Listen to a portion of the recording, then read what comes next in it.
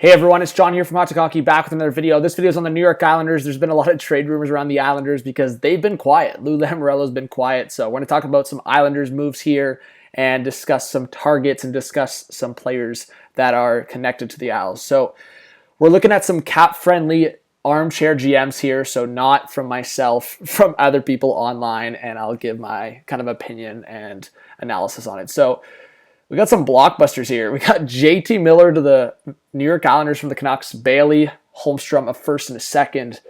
Is this enough from the Islanders' perspective? I think if you include a prospect or two and a first and another pick potentially, Josh Bailey's more to match cap here. So you're not having the Canucks retain any cap. I think the Canucks are still fairly competitive. We know Bailey could probably put half a point per game on the season. And yes, they're moving on from JT Miller, but getting a first, a second, and a prospect or two for JT Miller, who you might lose for nothing. I mean, if you can get the extension done, there you go. But it could be an option for the Canucks. And then they have a trade here with Sandin, and at least getting Salo in a second. I mean, that could be all right for the Leafs. Salo's also intriguing as well.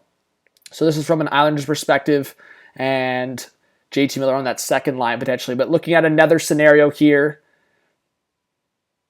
and this one has, I believe, yes, signing Nazem Kadri, $8.5 million. I don't know if it's going to take that much to sign Kadri. At this point, I think it could be anywhere from 7, probably to 8.5. It depends on how many years. For 6 years, I think you could get Kadri at around 7.5, potentially.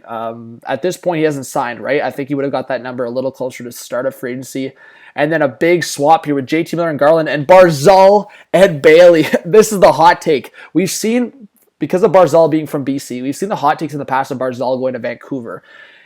I would say this trade only happens in two scenarios. One, if the Islanders can get an extension with JT Miller right away, long term. And two, I would say the Islanders would want to dump Varlamov even on this trade potentially. But, I mean, dumping Bailey and getting Garland as well, Miller and Garland in there, and then trading Viveiros for the space, signing Kadri. This person has Kadri, Garland, JT Miller. That's a pretty solid top line. Nelson, Wallstrom, Lee, Bellows, Pajot, and Palmieri. So Pajot and Palmieri, we've seen them together. And then fourth line, and then Parise in there as well. And then you see that defense core. So, again, Barzal's likely not getting dealt, guys. Let's be real. He didn't have the best season. I feel like we're expecting a bounce back from Barzal, but it's fun to look at. I don't think this is realistic at all. I still think the Islanders could be in on JT Miller, but we know a trade around the draft could have happened. Looking at this one as well, this one is signing Kadri as well. I mean, again, this cap hit goes way too low. Again, I expect it to be, if it's in the 6 range, it's going to be a 6 or 7 year term, but I expect it to be in around $7 million for Kadri. That's my prediction at least. So dumping Bailey to Arizona, classic. We've seen that from the Islanders. And going after Tarasenko. So having Tarasenko on a top line with Kadri. So there's been a lot of rumors right now. Kurtz from The Athletic, Kevin Kurtz, I believe, brought up Kadri being a potential to the Islanders, and that the Islanders are one of the teams kind of snooping in on it right now, one of the favorites to land Kadri. So Kadri, Tarasenko, Lee, Parise, Barzal, Nelson. So I think Barzal or Nelson. I mean, even in the article talking about Barzal potentially going on the right wing next to Kadri. So if you got a Tarasenko and Barzal's speed on the wing with less responsibility, it's a hot take, but you'd have center depth of Kadri, Nelson, and Pajot, and Tarasenko, Barzal, and Wallstrom on that right wing. That is crazy skill. And then I think the Dobson signing is going to be in around 3.5 to 4 mil. I agree on a bridge deal, unless they can get the long-term extension, but I think the cap's too tight right now. And then Romanov, I agree, 2.5 to 3 mil, a little less than Dobson. And then just looking at this scenario here, a big swap with the Habs, and Beauvillier to the Habs has been a rumor for a while, and you create some cap space. This only works if Price goes on LTIR for Montreal, but getting Allen, Hoffman, and Armia back the other way for those pieces, for Varlamov and Bailey, getting rid of those contracts, and then signing Kadri, $7 million per. You slide Barzal on the wing for the sake of Barzal can get some face-offs, Kadri can get some face-offs. Parise, Kadri, Barzal, Nelson, Wallstrom, Hoffman, Lee, Pajot, Palmieri, Zizekas, Clutterbuck, Martin with extra forwards and Bellows and Armia. You still have some cap space there. Have a roster size of 22.